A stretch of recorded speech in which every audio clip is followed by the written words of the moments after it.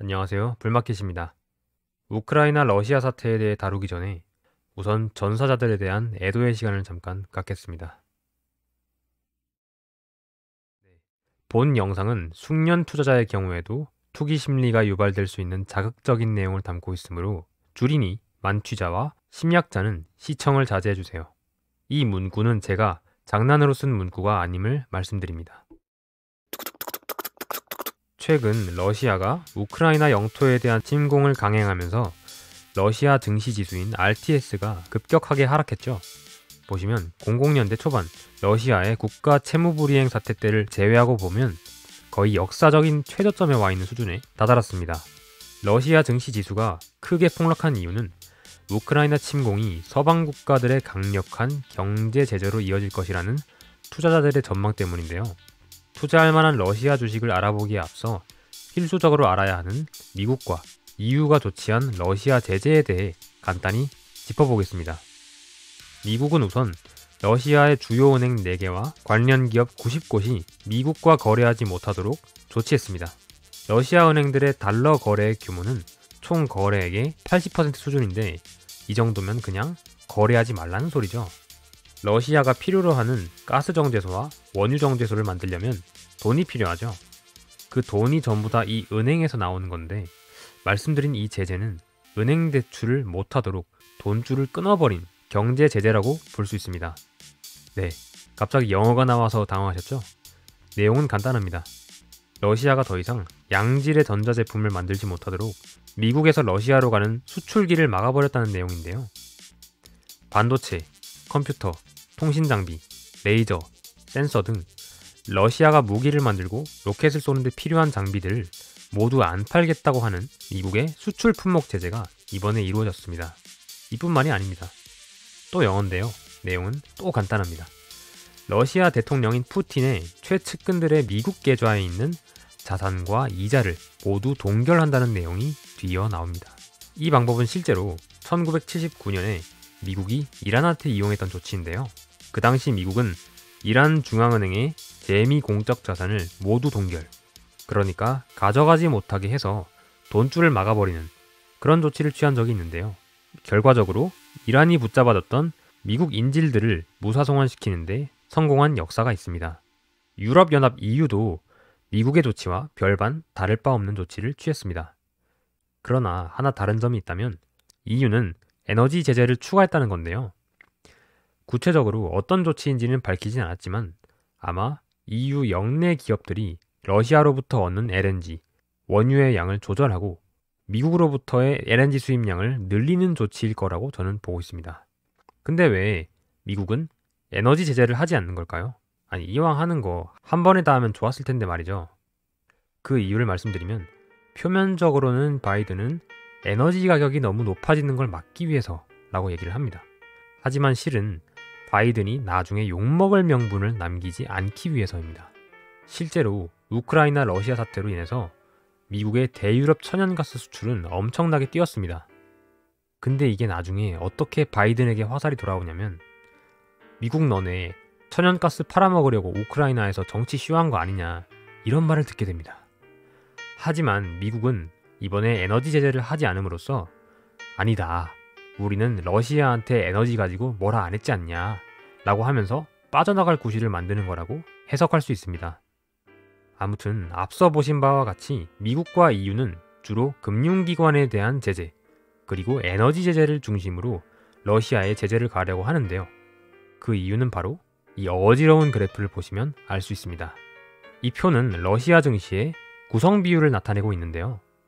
실제로 15%를 차지하고 있는 가즈프롬과 11.4%를 차지하는 루크오일은 가스, 오일 정제 기업이고 두 번째로 큰 비중을 차지하는 스베르뱅크는 러시아 최대의 국영은행입니다. 그러니까 사실상 러시아 경제의 50% 이상이 이 금융기관과 에너지 기업으로 구성되어 있기 때문에 관련한 제재가 이루어질 수밖에 없었던 거죠. 자, 이쯤 되면 제재에 대해서 잘 이해하셨고요. 이제 우리는 여기에 투자를 해야 되니까 과거의 러시아 증시 폭락은 어땠는지 살펴봐야겠습니다. 일단 부채가 너무 많아서 발생한 90년대, 00년대 채무 불이행은 특이 케이스라서 제외하고 보겠습니다. 첫 번째로 글로벌 금융위기로 인한 폭락으로 지수가 500대로 떨어졌습니다. 두 번째로 2013년부터는 러시아의 주 생산 제품인 석유의 가격 하락으로 인한 긴 하락장이 있었고요. 세 번째는 코로나로 인해 지수가 1000부근까지 하락했습니다. 우선 첫 번째, 글로벌 금융위기는 자본주의의 붕괴에 대한 두려움이 있었습니다. 두 번째로 석유 가격 하락은 저유가의 장기화에 대한 두려움이 있었고요. 마지막으로는 코로나로 인한 경기 침체 장기화에 대한 두려움이 있었습니다. 과거의 폭락과 지금의 폭락의 본질은 같습니다. 지금부터 이 폭락이 단기적일 수밖에 없는 이유 3가지를 말씀드리겠습니다. 첫 번째 이유입니다. 이번 폭락의 본질 역시 우크라이나 침공으로 인한 서방의 제재가 영원히 지속될 거라는 두려움 때문에 발생한 폭락입니다. 근데 저는 저번 영상에서 러시아가 우크라이나 본토 전부를 얻을 필요가 없다는 것을 분석해 드렸습니다. 결론만 말씀드리면 중립지 역할을 하는 우크라이나의 영토를 전부 얻으면서까지 바로 옆에 있는 나토 가입국인 루마니아와 국경을 접하는 것이 도리어 러시아한테는 손해라는 분석을 해드렸습니다. 두 번째 이유입니다. 미국의 대유럽 LNG 수출은 대아시아 수출보다 훨씬 많아진 상황입니다. 이번 바이든의 정치쇼에 가려진 진상은 바로 이 LNG 장사에 있다는 것을 여러분들은 아셔야 합니다. 여러분, 정치인이 가장 좋아하는 것은 명분과 쇼입니다. 바이든이 유럽연합 EU가 수행하는 에너지 제재를 통해서 유럽에 파는 LNG 쿼터를 적절히 확보하기만 한다면 더 이상 바이든은 러시아를 더 괴롭힐 필요가 없겠죠. 즉, 생각보다 이 미국의 경제 제재가 오래가지 않을 거라는 것을 눈치채셔야 합니다. 세 번째 이유입니다. 이 자료는 러시아의 GDP 대비 국가 부채 비율을 보여주는 그래프인데요. 과거의 국가 채무불이행 시절에 러시아 증시는 거의 400도 안 됐습니다. 근데 지금은 뭐죠? 부채 비율이 낮아서 그때와 같이 국가 채무불이행이 발생할 가능성도 굉장히 낮은 상황입니다. 그래서 폭락은 단기적인 것 같고 러시아에 투자하면 꽤 괜찮은 소득을 얻을 것 같기는 한데 정확히 어떤 주식이 괜찮을까 하는 생각을 곰곰이 해봤습니다. 그래서 제가 고안한 전략은 경제 제재에 비교적 강한 내수주와 경제 제재에 비교적 약한 수출주로 나누어 보자였습니다. 이 자료는 2018년 러시아의 수입 품목과 그 품목을 팔아주는 국가의 대러시아 수출액을 보여주는 그래프입니다. 왼쪽에 있는 그래프에서 첫 번째 머시너리 그리고 두 번째 일렉트리컬 머시너리를 보시면 러시아가 상당히 많은 기계장치와 부품을 수입하고 있는 것을 확인할 수 있죠. 이번에 수출 품목 제재하는 것이 다 반도체, 센서, 통신장비와 같은 것들인데 많은 기계장치를 수입하고 조립해서 제품을 생산하는 수출주들이 실질적인 타격을 많이 받은 것이 사실이고 저는 그래서 증시 하락과 함께 억울하게 주가가 내려가야만 했던 내수주에 집중하는 것이 좋은 생각이라고 생각했습니다. 물론 내수주도 러시아의 국민소득 감소로 악영향을 받기는 합니다. 그러나 러시아가 전면전을 펼칠 거라는 두려움에 빠져있는 투자자들은 이러한 내수주 역시 감정을 이기지 못하고 팔아버렸을 걸 생각하면 내수주가 또 매력적이어 보이죠. 저는 실제로 미국의 증시에서 매수할 수 있는 6가지의 러시아 주식을 모조리 적당히 조사해서 여러분들께 소개해드리려고 합니다. 여기서 말씀드리는 내용은 투자 추천이 아니며 투자에 대한 책임은 온전히 투자자 본인에게 있다는 것을 미리 말씀드려야 할 것 같습니다. 또한 거창한 기업 분석이 아니라 정말 기업 소개라는 점 참고 부탁드립니다. 근데 워낙 주가가 바닥들이라서 경력이 좀 쌓인 투자자들은 분석해 봄직도 합니다. 네, 첫 번째 내수주는 치안 PLC입니다. 뉴욕 증권거래소에 상장되어 있고요. 치안은 온라인 부동산 플랫폼으로서 우리나라에서 이제 집방을 생각하시면 좋을 것 같습니다. 이 부동산을 매도하고 싶은 사람이 매수하고 싶은 사람을 찾을 때 그 둘을 매칭시켜주는 사업을 하는 그런 기업이라고 이해를 하시면 좋을 것 같습니다. 2020년의 자산 규모 대비 2021년에는 거의 3배가량 자산을 불린 걸 보면 굉장히 빠르게 성장하고 있는 기업이라는 것을 우리가 파악할 수 있죠. 그리고 뭐 테슬라랑 비교할 수는 없지만 테슬라가 이제 코로나가 막 시작하는 이제 재작년 3월 달에 PSR이 3.65 정도에서 한 13배 정도로 올라갔거든요. 이제 그런 점을 볼 때 플랫폼 기업의 PSR이 3.5인 것은 또 그렇게 막 부담스러운 밸류에이션은 아니라고 생각합니다. 다음 기업은 통신사입니다. 러시아에서는 MTS라고 불리는데요. 이 기업도 뉴욕 증권거래소에 상장되어 있습니다. 이 기업은 우리나라의 KT랑 굉장히 유사한 기업이라고 이해를 하시면 되는데요.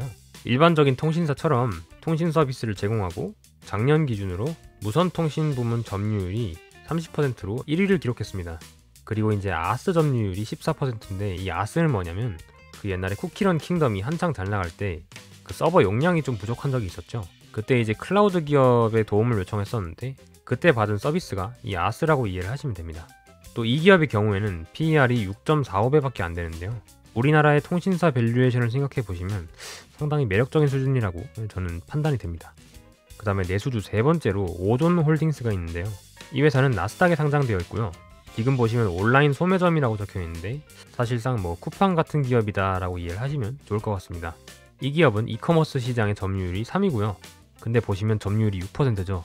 네, 러시아의 이커머스 시장은 굉장히 그 춘추전국 시대를 방불케 하는 그런 상황이기 때문에 시장 점유율이 3위지만 작은 점유율을 가지고 있다는 점 참고해 주시고요. 네, 이 기업도 소매 플랫폼이라는 점에서 PSR 1.54배면은 또 겉보기에는 매력적인 수준으로 보이죠. 네, 그리고 내수주는 아니지만 러시아가 전면전을 선택하지 않고 제재가 단시간에 풀린다는 배팅을 할 수 있는 그런 기업을 가져왔습니다. 네, 첫 번째 기업은 메첼 PAO입니다. 뉴욕 증권거래소에 상장되어 있고요. 영위하는 사업이 굉장히 많습니다. 네, 전력 사업도 있고 광산, 화학, 철강 다 합니다. 저는 이거는 이제 한국의 무슨 기업이랑 닮은지 잘 모르겠어서 그냥 굉장히 독보적인 기업인 것 같습니다. 네, 근데 이 기업 보시면 PER이 0.53입니다. 네, 이 기업도 한번 관심 있으신 분들은 분석을 해보시는 게 굉장히 재미있을 것 같고요. 그리고 두 번째 기업은 키위입니다. 나스닥에 상장되어 있고요. 키위 같은 경우에는 이제 우리나라의 무슨 뭐 카카오페이, 네이버페이 뭐 그런 이제 페이류의 기업을 생각을 하시면 이제 이 기업을 좀 더 친숙하게 바라볼 수 있을 것 같습니다. 근데 정작 러시아에서는 이 IT 기업도 PER이 1.61이거든요. 이 기업도 굉장히 매력적이어 보이긴 하는데 아무튼 뭐 관심 있으신 숙련 투자자분들은 한번 분석해 보시기 바랍니다. 네, 그리고 세 번째 기업은 얀덱스입니다. 얀덱스는 인터넷 포털 사이트를 운영하는데요. 우리나라로 치면 이제 네이버라고 보시면 됩니다. 러시아에서도 이제 점유율이 이제 구글이 55% 정도 되고 이제 이 얀덱스가 40%. 이제 나머지는 영세 업체들. 네, 러시아는 그렇고요. 이 기업도 이제 PSR이 1.71배. 네, 네이버나 구글의 PSR을 생각해 보시면 상당히 매력적인 밸류에이션이죠. 네, 이렇게 6개의 기업을 소개해 주셨는데요. 이 기업들은 사실 미국에 직상장되어 있는 것이 아니라 ADR로 상장이 되어 있는데요. 이제 ADR에 대해서 제가 간단하게 설명해 드리겠습니다. ADR이란 일종의 수표입니다. 이게 수표를 들고 이제 은행에 가면 이제 계좌에 해당 금액만큼의 돈이 빠져나가고 저희가 현금을 얻을 수 있죠. 그것처럼 ADR은 거래소가 해외 증권을 예탁해 놓고 그 증권에 대한 소유권이 상장된 거라고 보시면 됩니다. 수표는 돈 빼주고 ADR은 주식 빼주고 그렇게 이해하시면 됩니다. 근데 미국 증시에서 거래할 수 있어서 앞에 아메리칸 A가 붙었습니다. 네, 근데 이 ADR 상장 폐지되면 어떡하냐라고 이제 걱정하실 수 있는데 이제 ADR은 상장 폐지가 되더라도 환전 수수료와 거래 수수료를 지불하고 이제 해당 국가의 본주를 받을 수 있습니다. 하지만 이제 ADR은 ADR 보유 수수료, 투자 대상 국가가 관할하는 법이 정하는 배당세 납부, 투자 국가 환율 변동에 네이키드로 노출된다는 점에서 투자 시에 유의하셔야 되겠습니다. 네, 여기까지 제가 준비한 내용이고요. 네, 마지막으로 컨텐츠 준비한 거 말씀드리겠습니다. 네, 다음 주 월요일부터는 불마켓 대학교 웹드라마 컨텐츠 나의 우저씨의 소개 영상이 업로드될 예정이고요. 다음 주 월요일부터 1화가 방영될 예정입니다. 많은 기대 부탁드리고요. 네, 내용들이 유익하셨다면 구독, 좋아요, 댓글, 공유까지 부탁드립니다. 시청해주셔서 감사합니다.